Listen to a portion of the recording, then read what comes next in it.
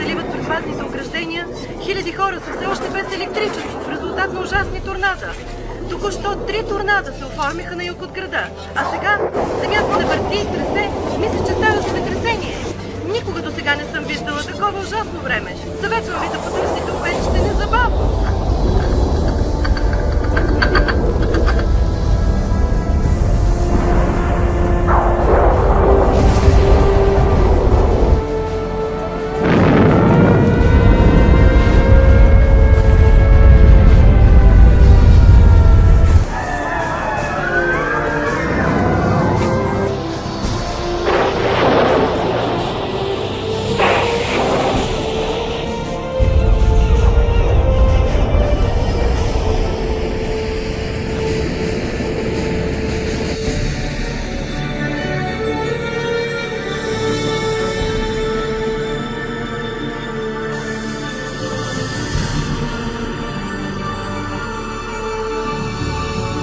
Виж, мамо, ето го Исус!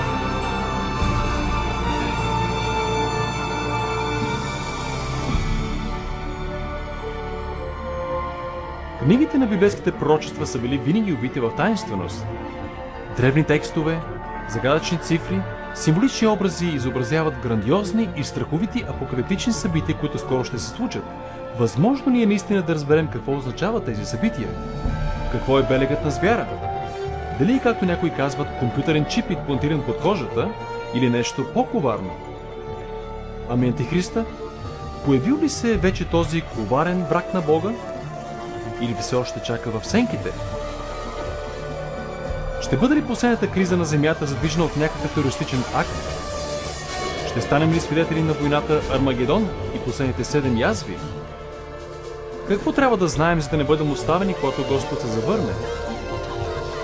Ще разпознаем ли последните дни и ще знаем ли какво да очакваме?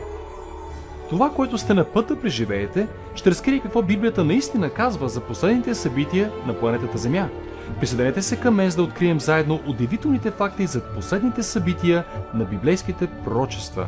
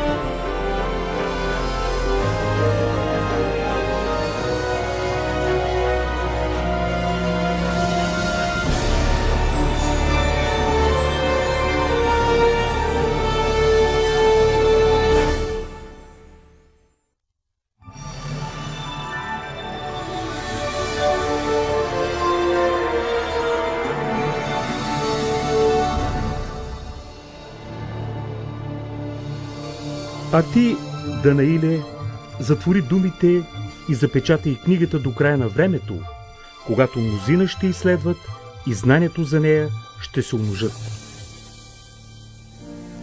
Краят на света ще настъпи някога и ако да, кога? Това е един от най-важните и загадъчни въпроси на всички времена.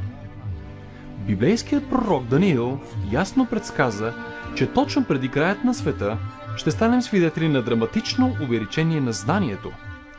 Това случило ли се вече? Помислете, например, колко много са се променили средствата за транспорт в наше време. В продължение на 60 столетия човек е можел да пътува най-много с бързината на кон. А сега пътувания, които отнемаха месеци, се извършват за минути. Само за едно поколение компютърната революция предизвика поразяващи ума промени, които нашите предшественици никога дори не биха си представили. Но дори още по-акуратно тълкование на този стих е, че знанието относно пророческите книги също ще се увеличи.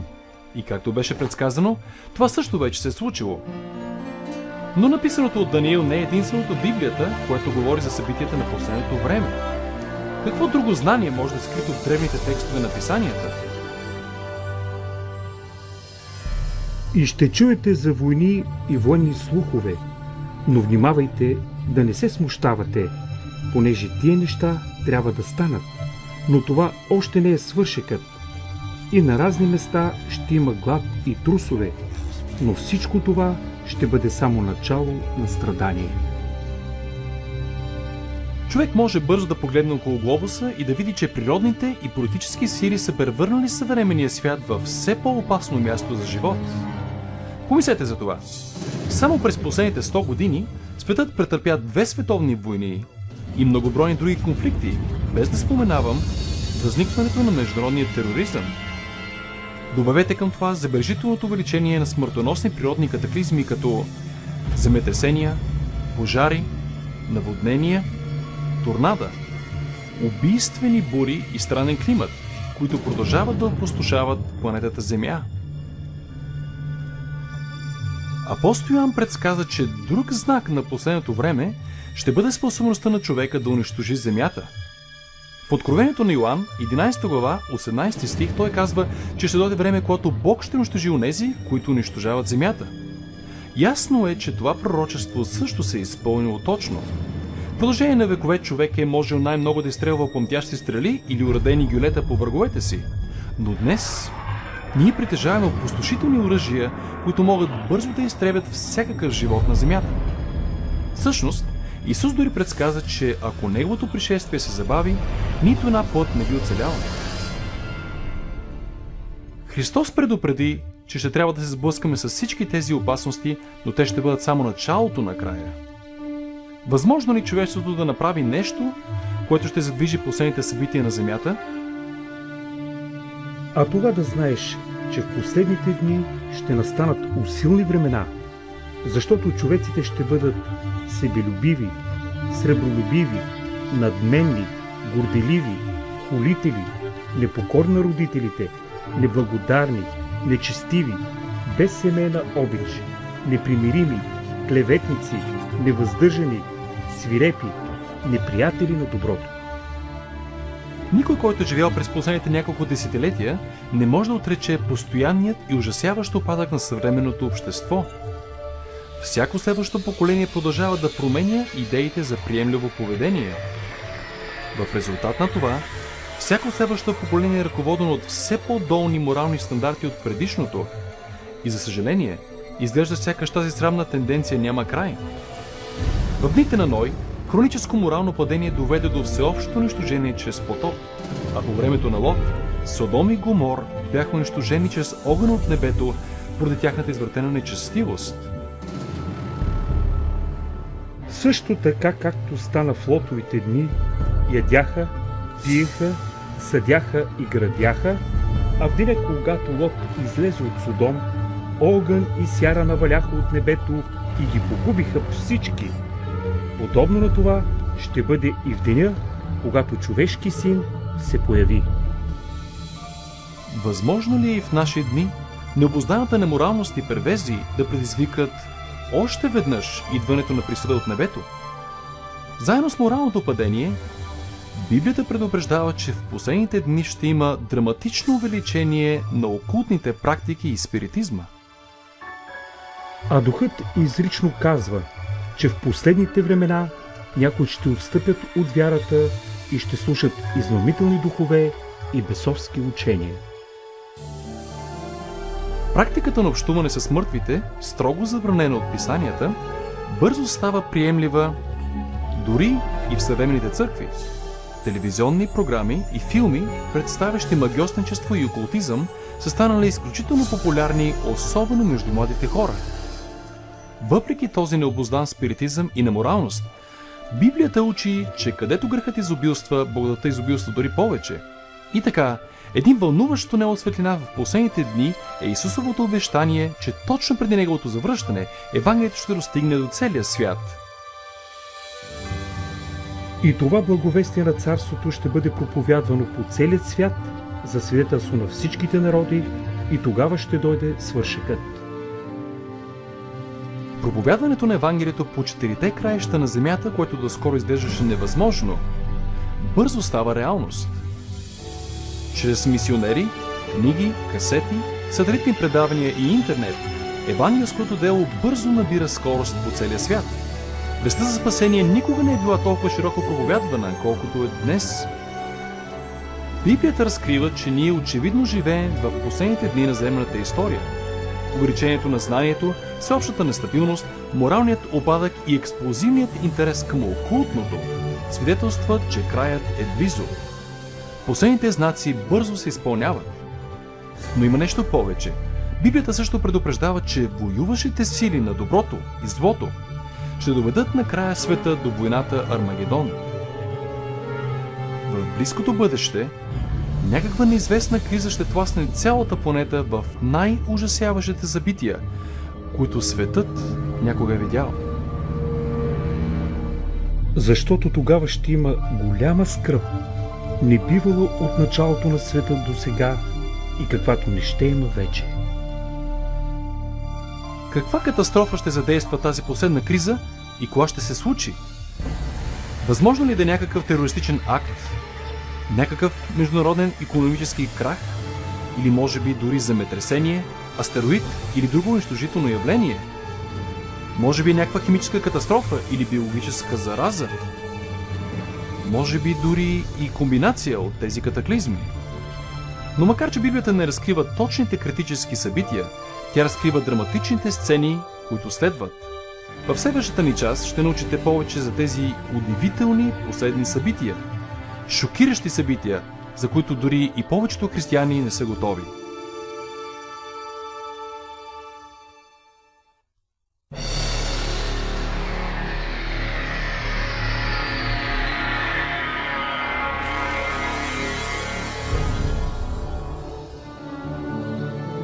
Като скръбта започва, световните лидери се опитват да се справят с увеличаващите се бедствия.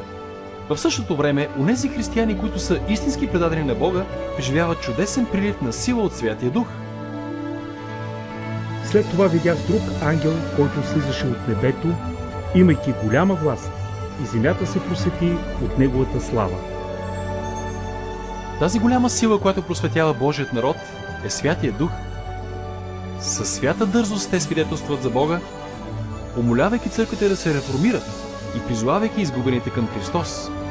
Те стоят твърдо върху Божието Слово и увещават всички да се покаят от греховете си и да се покорят на Божите заповеди. Атмосфера на пробуждане се разпростира по целия свят и Святия Дух подбужда проповедници и миряни да работят усърдно за спасението на души. Като делото на Святия Дух се разраства, окултните демонстрации също се увеличават. Измамителни духове се явяват на мнозина, маскирани като любими хора, които са починали, или като библейски светии от старо време. Те говорят думи на мир и надежда, докато представят учения, съдържащи опасни измами. Библията предупреждава. Защото те са бесовски духове, които вършат знамения. Както може да си представите, тези свръхестествени явления оказват голямо влияние върху хората и малцини имат коража да говорят срещу тях. До този момент семейства и църкви са били безсилни да спрат растящата вълна на всеобщо нечестие. По средата на тези политически, морални и природни сътресения, хората отчаяно се опитват да намерят начин да възпрат вълната на неморалността.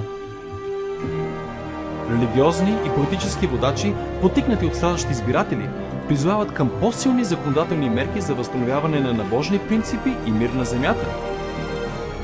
Като резултат от този погрешно ръководен натиск, правителството издава закони, които директно противоречат на Божият закон. Но това не е първият път в историята, когато такова нещо се случва. Може би си спомняте познатата история от Даниил 3 глава, когато вавилонският цар Навуходоносор заповяда всички в неговото царство да падат и се покланят на неговият огромен златен образ. Но там имаше 3 млади евреи, които знаеха, че тази заповед е директно противоречие с втората заповед относно идолопоклонството. Решени да останат верни на Бога, те отказаха да се поклонят на статуята. Царят беше вбесен и заповяда да ги хвърлят в огнената пещ. Но Бог се намеси по чудотворен начин и спаси животът им. А след това историята с Даниил и ямата с лъвовете. Спомнете си, че царят на Персия беше издал закон никой да не се покланя на никакъв бог, освен на него самия, в продължение на 30 дни.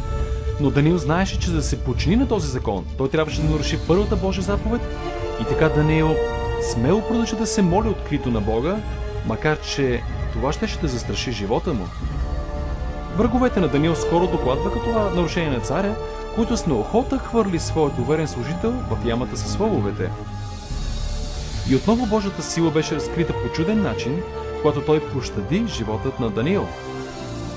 По подобен начин, Откровението разкрива, че в последните дни зла сила ще принуди световните правителства да издадат закони относно това как хората трябва да служат на Бога. На пръв поглед ще изглежда, че тези закони поощряват моралност, но в действителност те подготвят света да приеме белегът на звяра и антихриста. Защото ще се появят лъжехристи и лъжепророци, които ще покажат големи знамени и чудеса, така щото да заблудят, ако е възможно, и избраните. През това време на растяща криза, когато светът отчаяно търси облегчение и глобална стабилност, се появява помощ в най-поразителна форма. В различни части на света се чуват викът: Исус идва! Исус се завърна! Блестящо, харизматично същество се появява, твърдящо, че е Божият син. Армият от новинарски агенции се стича да види тази свръхестествена личност, която извършва чудеса. Те чуват как той повтаря много думите на Христос, които Исус каза в Писанията. Това събитие се предава по целия свят чрез сателит и милиони погрешно вярват, че неговото явяване по телевизията е изпълнило написаното и всяко око ще го види. Много религии нетърпеливо очакват идващ Спасител и тази ослепителна личност изглежда като отговор на техните молитви. Но Библията предупреждава във 2 Коринтянам, че Сатана може да се преобразява в ангел на светлината. Този, когото хората приветстват с отворени обятия, не е Исус, но Сатана, преобразен като Божият син. Чрез това дяволът успява да обедини хората по света и да наложи своята фалшива система на богослужение. Така Сатана извършва най-голямата измама, предложена някога на човешкият род.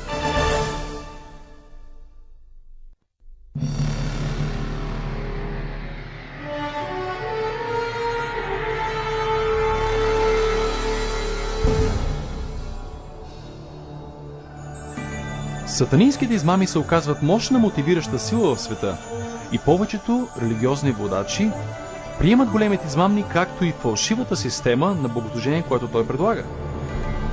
Като глобалните бедствия се увеличават, църковните лидери вярват, че не трябва да се губи повече време, но трябва да се принуди света да се придържа към ученията на този мним Месия. Тук е нужно търпението на светиите, на тия, които пазят Божиите заповеди и вярата в Исуса. Не всеки е измамен. Някои осъзнават, че Библията предупреждава за тази удивителна измама и те знаят, че целта на този лъжлив Месия е да отведе хората в страни от Божиите заповеди. Но това не е първият път, когато Сатана се появява като ангел на светлината. Когато Христос беше изкушаван в пустинята, Сатана му се появи маскиран като славен пратеник от Бога. Но дяволът разкри истинската си същност, когато изкушаваше Исус да не се покори на Божието Слово. И така, още веднъж, използвайки подобна тактика, неприятелят се опитва да подмами света в нарушение на Божият закон. Никой не може да служи на двама господари, защото или ще намрази единия, а ще обикне другия, или към единия ще се привърже, а другия ще презира. Светът е доведен до време на решение. Лъжливият Месия и всеобщата криза разделят хората на две ясно разграничими групи. Тези, които следват Библията и тези, които следват с вяра.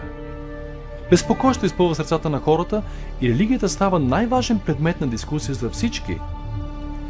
По телевизионни и радиоинтервюта и във водени в съдебни зали дебати, истинските последователи на Бога са доведени пред световните лидери, където те дават мощни и красноречиви библейски причини за тяхната опозиция на фалшивата система на поклонение, налагане на множествата. Божиите заповеди и това, което съставлява истинското богослужение, са центъра на всяка дискусия. Подвижени от Святия Дух и убедителните библейски аргументи на Божите служители, хиляди по света напускат техните безжизнени църкви и застават на страната на непопулярните, но истински последователи на Исус.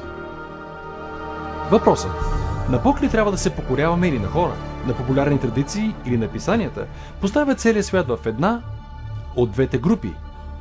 На едната страна са тези, които получават Божият печат, а на другата страна са онези, които приемат белегът на звяра.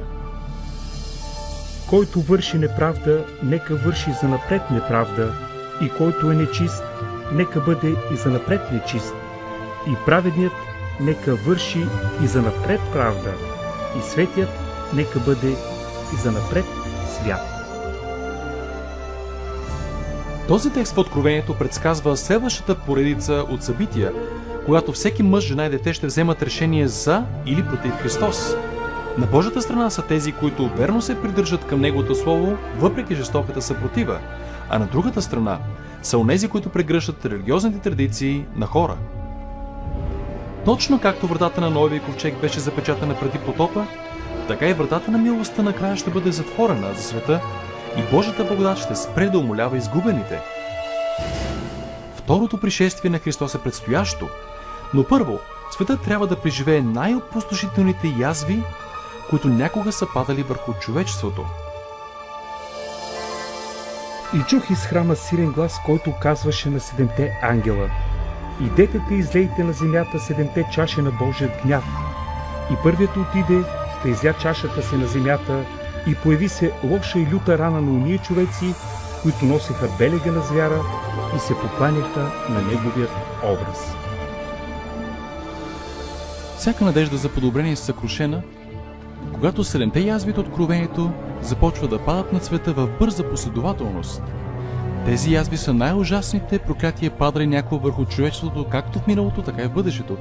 Първата язва е изключително болезнена и отвратителна рана, която се появява и причинява нетърпими страдания на изгубените. Още 6 опустошителни язви бързо последват първата. Моретата и реките се превръщат в кръв и сила се дава на слънцето да гори хората с нетърпима горещина. Като язвите падат една след друга, ужас завладява обхванатите от паника хора по света. По това време, някои от спасените намират убежище в самотни, изолирани места, където Божии ангели се грижат за тях и ги закрилят. Други са хвърлени в самотни затворнически килии и макар да изглежда, че са забравени от хората, не са забравени от Бога. Божите верни са запазени по същият начин, както децата на Израил бяха запазени по време на язвите, падащи над Египет. Сега верните преминават през време на усилено себеизпитване. Най-важната мисъл в умовете им е дали пътищата им са прави пред Бога. Но най-накрая те намират мир на духа, идващо доверието им в Божите обещания. Тогава змеят се разяри против жената, да отиде да воюва против останалите от нейното потомство, които пазят Божиите заповеди и държат свидетелството за Исуса Христа. Убедени от лъжливият Месия, нечестивите хора мислят, че единствената им надежда за облегчение от опустошителните язви е да премахнат онези, които им се противопоставят. И така, взима се решение за един ден да се издирят и унищожат Божите люде, които упорито се придържат към писанията. И така, на духовното поле, на което се води борбата, са тези, които следват човешки традиции и се поклонят на звяра, воюващи срещу тези, които обичат Исус и са послушни на Неговите заповеди. Това е последната битка при Армагедон. Нечестивият свят най-накрая изчерпал границите на Божието търпение и е време Бог да се намеси и спаси верните си чеда.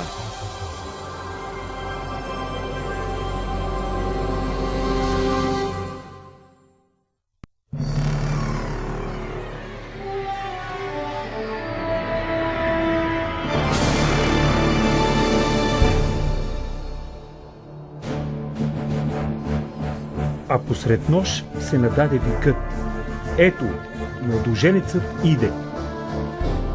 В най-мрачният час, дълго очакваната надежда на вековете става реалност. Повелителният вик на Бога прозвучава, казвайки: свършено е! Гръмотевичният глас разтърсва небето и тогава се случва мощно земетресение, което подготвя пътя за приближаването на мощна небесна армада. Божите чеда доскоро са сбледи и изпити от изпитанията лица, сега стоят обкръжени от дъга пред техните притеснители. Лицата им блестят, защото те знаят, че изкупителят им и огромната армия от ангели идват, за да ги заведат у дома. Ето, иде с облаците и ще го види всяко око, и уния, които го прободоха, и всички земни племена ще възвидаят за него. Това не е тайно грабване, както може би сте чули. Всеки човек на планетата Земя става свидетел на това чудесно събитие и повечето са ужасени от него. Неправедните отчаяно бягат и се крият в пещери и дупки на земята, в напразен опит да се скрият от обижаващия се свят цар. Точно както Исус обеща, нечестивите хора, които са най-отговорни за съда и разпятието му, са повдигнати от гробовете им, за да го видят приближаващ на облаците в сила и слава. Понеже сам Господ ще слезе от небето с повелителен вик, с глас на архангел и Божия тръба, и мъртвите в Христа ще възкръснат по-напред. Силна тръба се чува да разтърсва небето и повелителният глас на Спасителя прозвучава към спящите свети от всички векове, казвайки: събудете се, събудете се, събудете се, вие, които спите в кръста, и станете. По цялата дължина на земята огромна армия от светии излизат от прашните си тела. Те са облечени в младост и прославени в безсмъртни тела, без следа от болест или недостатък. Тогава тези, които са преминали през времето на скръпта, биват преобразени. В миг око им се дават нови и прекрасни нетленни тела. Ужасените нечестиви наблюдават с тързание удивителната гледка. После ние, които сме останали живи, ще бъдем грабнати заедно с тях в облаците, да посрещнем Господа във въздуха, и така ще бъдем всякога с Господа. Със свят обхванат от конвулсии под нозете им, изкупените се възнасят над унищожението. Те политат към небето, да се присъединят към Спасителя си измежду множества от ангели. Скръб, грях и страдания са завинаги за тях. Завесата, отделяща ги от техният Господ, е премахната завинаги, и те виждат техният Бог и небесните ангели лице в лице. И в оня ден убитите от Господа ще лежат от единия край на земята до другия край на земята. Няма да бъдат оплаквани, нито погребани, нито прибрани, но ще бъдат за тор по повърхността на земята. По време на второто пришествие хаос цари на планетата и сред ураган на виещи демони земята се тресе, океаните завират, острови изчезват и мрачните гневни облаци опустошават земята с гигантски парчета град. Нечестивите, които успяват да оцелеят от тези бедствия, скоро биват унищожени от яркостта на Господното присъствие. Телата им лежат разпръснати по лицето на опустошената планета. За пръв път от създаването й, земята е напълно лишена от всякакъв човешки живот. Само Сатана и падналите ангели са оставени да видят резултатите от техният бунт против Бога.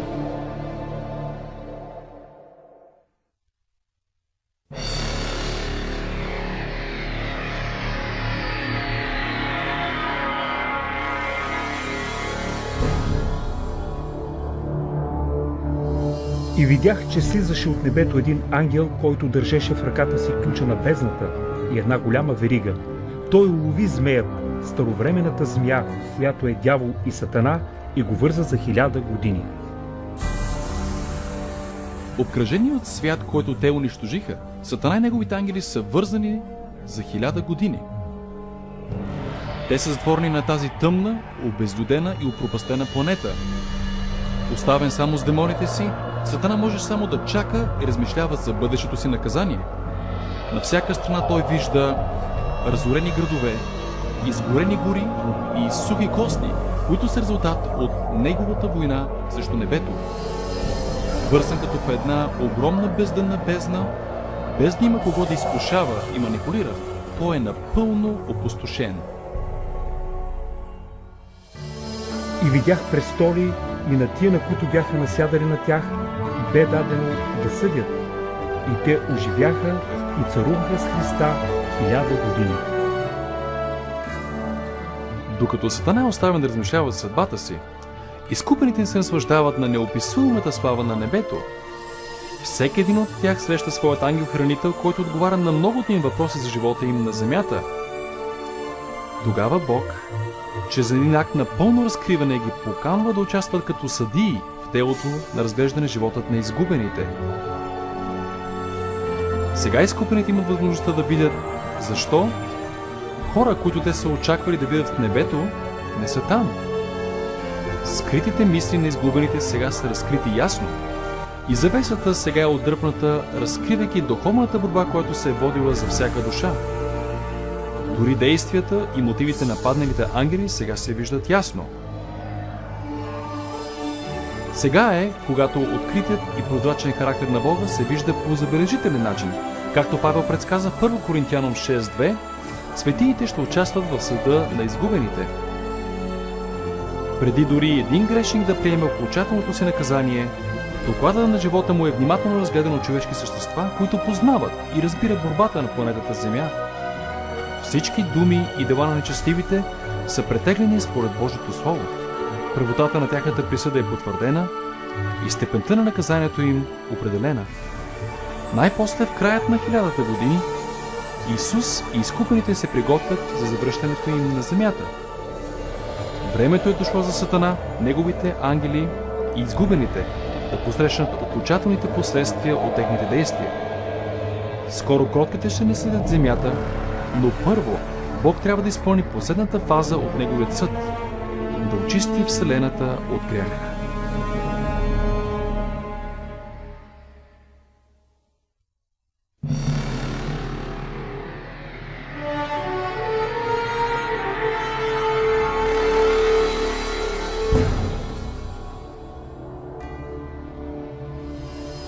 Тогава аз, Йоан, видях и светият град, новият Ерусалим, да слиза от небето от Бога, приготвен като невяста, украсена за своят мъж.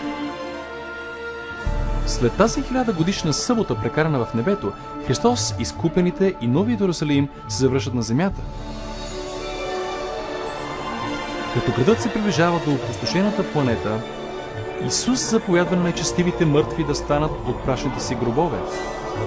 При Неговото Слово, неспасените от всяка епоха и място сега застават пред Бога. Изгубените са възкресени със същите тела, които са имали преди смъртта си.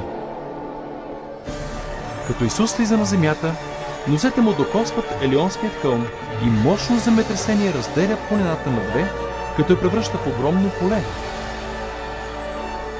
Тогава новият Иерусалим, масивният златен град на Бога, слиза от небето и основите му почиват на равнината, която Исус е приготвил за него.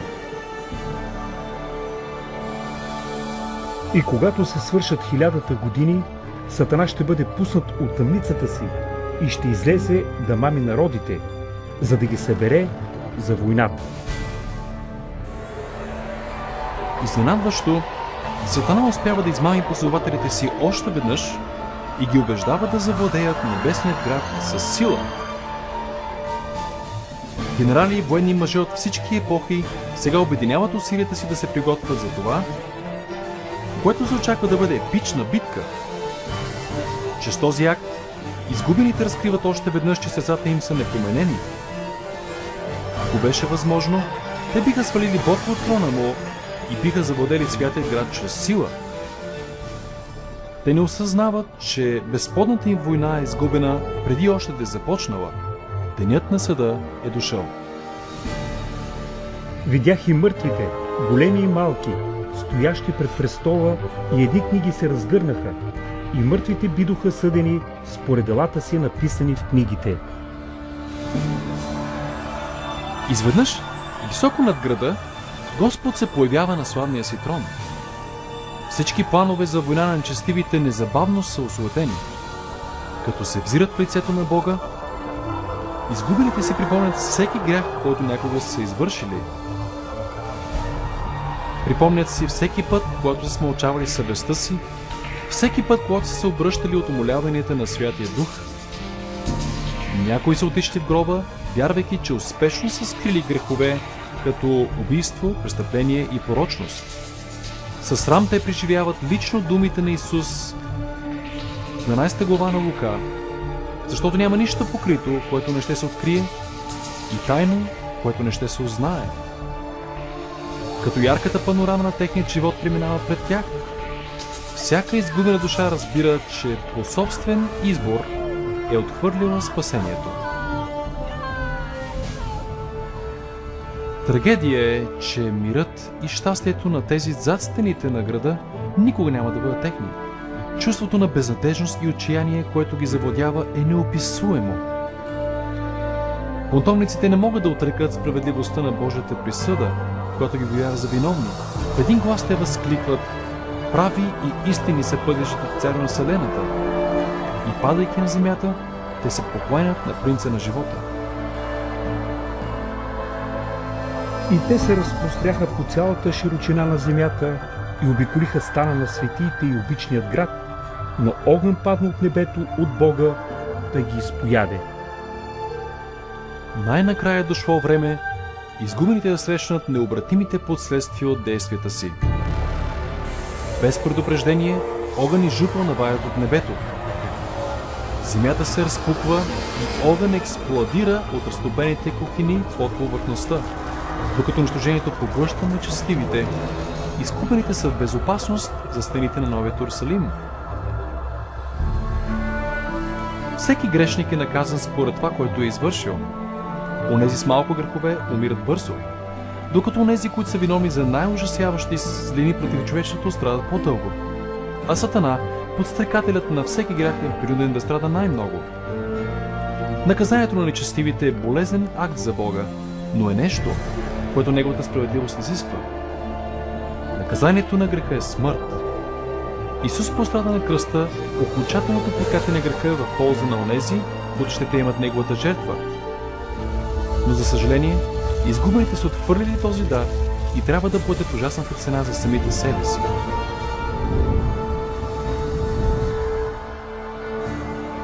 Защото ето, иде денят, който ще гори като пещ, и всичките горделиви и всички, които вършат нечестие, ще бъдат като плява, и ще стъпчете нечестивите, защото те ще бъдат пепел под стъпалата на нозете ви.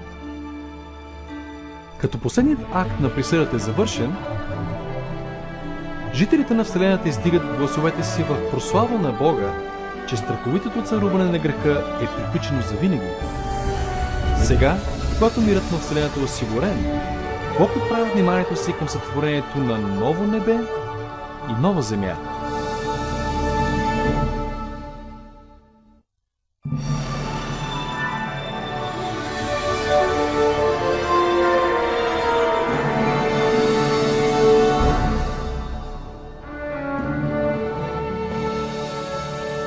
И видях ново небе и нова земя, защото първото небе и първата земя преминаха.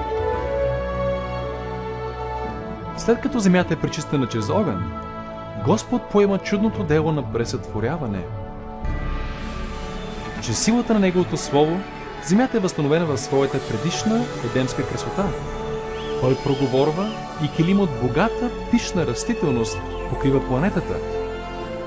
По Негова заповед, морето и земята отново изобилстват с живота. Безбройни, сложни и величествени създания от всякакъв вид мирно изследват новият рай. Оживотворяващата атмосфера е чиста и сладка. Земята става една грандиозна панорама на творческа брилянтност. И Бог ще обърши всяка сълза от очите им, и смърт не ще има вече, нито жалеене, нито плач, нито болка, защото първото вече премина. Сигурността на Вселената е осигурена. С новият Иерусалим за тяхна столица, всички сътворени същества се радват под любящото ръководство на Бога. Тези, които са били избавени от вечното унищожение, споделят специална връзка на любов с техния Създател, който никое друго небесно същество не може да оцени. И въпреки, че грехът и грешниците са завинаги унищожени, една следа от големият бунт все още остава. Какво стана с ръката ти? Това са белезите на ръцете, нозете и страната на Исус. Като ден след ден преминават във вечността, всички тъжни и болезнени спомени изчезват в славата на небесното великолепие. Необвързани от неограничени години на живот, безсмъртните деца на Бога сега са свободни да достигнат техните най-високи цели. Безграничната жажда за знание оживява и облагородява ума. Неспирани от земните ограничения, изкупените са свободни да изследват чудесата на Божия безкрайен космос. Небето е място на съвършен мир и хармония, където любов към Бога и другите изпълва всяко сърце. Библията обещава, че това идващо царство може да бъде твоят вечен дом. Исус се пожертва на кръста, за да ти подари прощение и победа над греха. Повече от всичко друго Той иска да живееш с Него на новата земя. И докато Исус иска да те спаси толкова много, Той не може да те насили да приемеш този безплатен дар. Ти трябва да избереш сам да го приемеш. Няма ли да приемеш дара му днес? Покани го днес и той ще влезе в сърцето ти.